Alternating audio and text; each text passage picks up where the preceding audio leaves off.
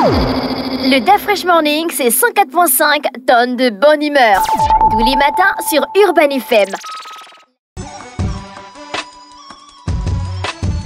Vous êtes sur les 104.5 Urban FM, la station urbaine, et vous êtes dans le Da Fresh Morning. On est avec Jean-Paul. Jean-Paul, bonjour. Bonjour Da Fresh. Comment tu vas ce matin? Ça va très bien. Tu as passé un bon week-end? Oui.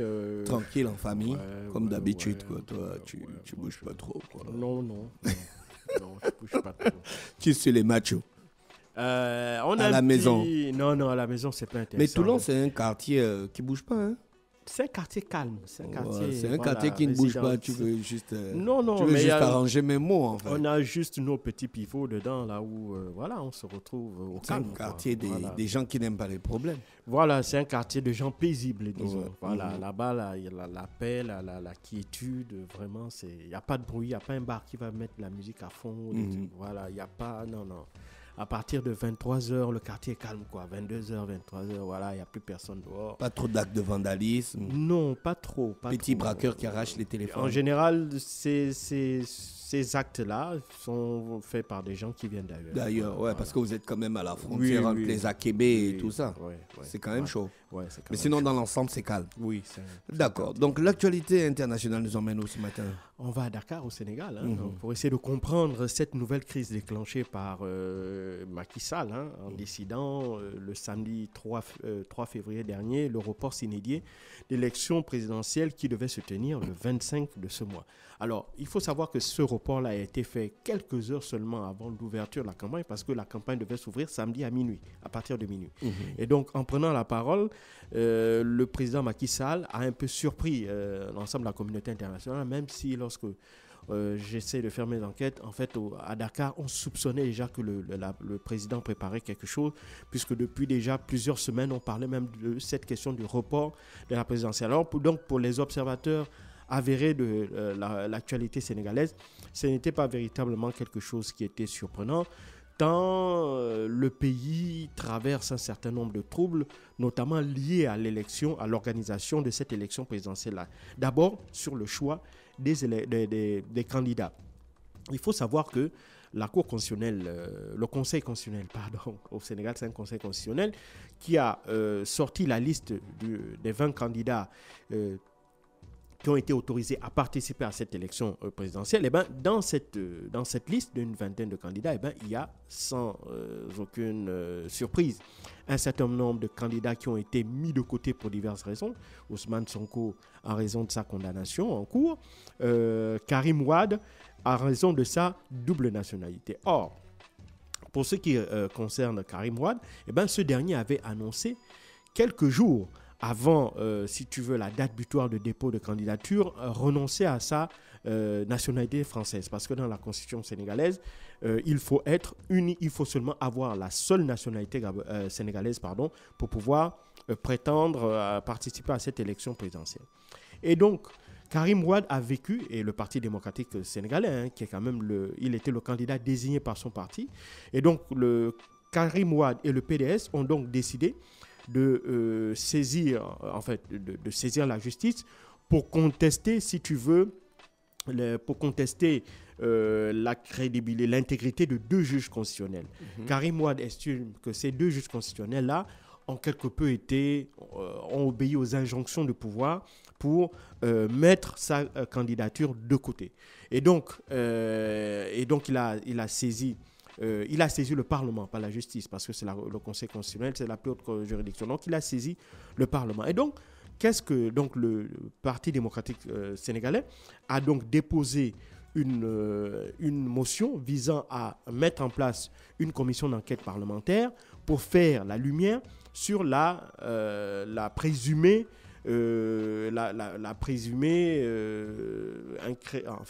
incrédibilité de ces deux juges-là. Et donc, ce qui est surprenant, c'est que dans cette démarche-là de dépôt de de motion visant à déclencher une commission d'enquête, eh ben, le parti ou la majorité présidentielle, Bernard Boriaka, a justement allé dans le sens du Parti démocratique sénégalais. Ce qui pourrait être d'un premier abord surprenant, puisque le PDS est affiché dans l'opposition et Bernard Boriaka, c'est l'ensemble des coalitions qui soutiennent la majorité présidentielle. Et donc, comment se fait-il que des députés de la majorité présidentielle aient soutenu une motion de l'opposition qui vise à soupçonner des juges constitutionnels de collusion ayant entraîné donc le fait qu'un candidat de l'opposition ait vu sa candidature invalidée. Et donc, comment ça se fait? Et donc, pour certains observateurs, eh bien, il s'agit ni plus ni moins d'un stratagème qui a été mis en place. Donc, officiellement d'abord, il faut savoir que la majorité présidentielle et le gouvernement, par l'entremise du ministre en charge, porte-parole du gouvernement, a expliqué que, en fait, il s'agissait de la majorité au pouvoir a soutenu cette motion de création d'une commission d'enquête pour justement faire toute la lumière et potentiellement laver l'honneur de ces juges-là et laver l'honneur du pouvoir qui est attaqué par l'opposition, qui est soupçonné par l'opposition d'être derrière cela. Mais pour d'autres observateurs, notamment ceux qui sont proches de l'opposition, ils estiment qu'en fait c'est une entourloupe, c'est un stratagème. En fait, il y a une brèche qui a été ouverte par le Parti démocratique sénégalais et donc le parti au pouvoir, ou si tu veux la majorité présidentielle, s'est engouffré pour entraîner un report de l'élection présidentielle. Pourquoi? Parce qu'ils ont des difficultés internes, difficultés de deux ordres. La première, c'est la majorité présidentielle ne s'entend pas sur le choix du candidat qui devait succéder à Macky Sall. Il faut savoir que ce dernier a désigné son Premier ministre, Amadou Ba, comme candidat à sa succession. Or, Amadou Ba fait l'objet d'une contestation au sein même du parti présidentiel. Il y a même des dissidents, on ne parle même pas de la galaxie présidentielle, la galaxie des partis qui soutiennent, qui sont dans la majorité présidentielle. Là-bas, il y a même des candidats qui sont déjà déclarés candidats et qui ne veulent pas absolument se mettre derrière ce choix d'Amadou Ba là. Et donc, cette cacophonie au sein de la majorité présidentielle entraîne encore un autre effet, c'est qu'il y a un candidat qui est considéré comme véritablement anti-système, qui s'appelle Bassirou Diomaye Faye. Lui, bien qu'ayant été emprisonné en 2023, il est en l'absence d'Ousmane Sonko à cette élection présidentielle. Eh ben, ce candidat-là, Bassirou Diomaye Faye, lui, est monté en puissance dans les sondages et dans les intentions de vote, au risque même de semer la panique au sein de la présidence, la panique dans le sens où on pourrait le voir remporter cette élection-là. Et donc, pour les opposants de Macky Sall, il s'agit tout simplement d'une stratégie visant d'abord pour Macky Sall à gagner du temps. Gagner du temps comment? En essayant de remettre de l'ordre dans la majorité présidentielle et essayer éventuellement d'imposer son candidat Amadou Ba à cette élection présidentielle-là. Ça, c'est la première chose. La deuxième chose, évidemment, c'est essayer aussi de maintenir, si tu veux, un certain climat d'apaisement, parce qu'il y a de très vives inquiétudes qui se sont exprimées, aussi bien de la part des observateurs de la politique sénégalaise que des partenaires du Sénégal. La CEDEAO a demandé à ce que le dialogue soit privilégié pour qu'une sortie de crise pacifique et politique soit trouvée rapidement, par le biais de la mise en œuvre d'un nouveau calendrier électoral. Le même son de cloche de la part des partenaires du Sénégal, que ce soit l'Union européenne, que ce soit les États-Unis ou même la France qui se sont déjà exprimés. Tous sont allés dans ce même sens-là, exhorter les Sénégalais à rapidement, par le biais du dialogue, trouver les voies et moyens. Macky Sall ne va pas se présenter? Non, Macky Sall, par contre, il a réitéré lors de son allocution du 3 février son intention de ne pas se présenter. Mais il est clair que lui, il veut s'assurer que ce soit son candidat, selon c'est le point de vue de certains observateurs. Et il veut s'assurer que ce soit son candidat qui puisse l'emporter. Et donc, évidemment, ce n'est pas du goût de tout le monde, puisqu'il faut bien comprendre qu'à quelques heures de l'ouverture de la campagne électorale, des candidats comme Khalifa Sall se sont déjà exprimés et ont donc demandé à ce que cette décision-là soit annulée et que le scrutin soit organisé le 25 février prochain.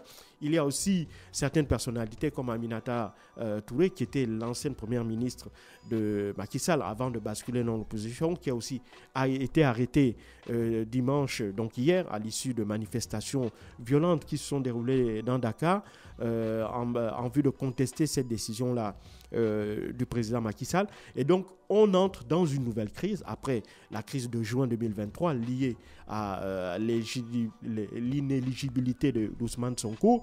Et sans oublier encore d'autres crises antérieures avec la crise liée à la question de savoir si Macky Sall devait briguer un troisième mandat ou pas. Donc, on entre une fois encore dans ce pays qui est quand même considéré comme étant un modèle, en fait. C'est une référence aussi en Afrique de l'Ouest. Il faut savoir que le Sénégal, c'est le dernier pays qui n'a jamais connu de coup d'État.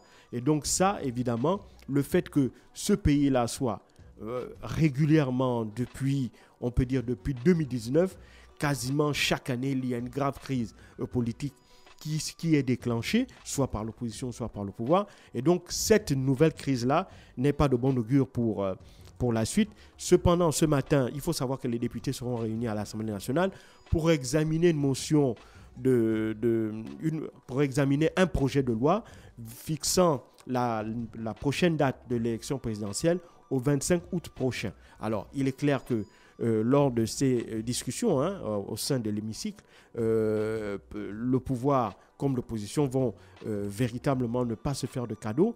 Maintenant, reste à savoir, est-ce que cette proposition de loi peut passer? C'est assez difficile à dire, tant au sein même de la majorité comme dans le sein de l'opposition, les alliances se font et se défont, non plus sur la base du prisme de la majorité et de l'opposition, mais je crois que sur le point de vue des intérêts individuels, des intérêts personnels. Parce qu'il faut savoir qu'une personnalité comme Khalifa Sall veut que l'on tienne des élections maintenant, alors que Karim Wade, qui a été mis de côté, avait saisi justement l'Assemblée nationale pour que l'on pose cette motion de censure, cette motion visant à créer une commission d'enquête et en même temps demander le report de l'élection présidentielle. Donc pour Karim Wade, ce report de l'élection présidentielle est une bonne chose pour lui parce que ça lui permet de mener le combat judiciaire qu'il faut afin que sa candidature puisse être validée. Donc on voit que en fonction du positionnement des intérêts des uns et des autres et des partis, il est très difficile, ce matin en tout cas, de pouvoir dire avec certitude si cette proposition de loi pourrait faire l'objet d'une adoption ou d'un rejet. Mais on aura certainement la réponse d'ici la fin de la journée. Merci Jean-Paul avec nous ce matin sur les 104.5 Urban FM, la station urbaine. Jean-Paul qui revenait sur la situation au Sénégal ce matin dans l'actualité internationale. Restez connectés sur les 104.5, on se retrouve juste derrière. Le DA Fresh Morning, c'est 104.5 tonnes de bonne humeur. Tous les matins sur Urban FM.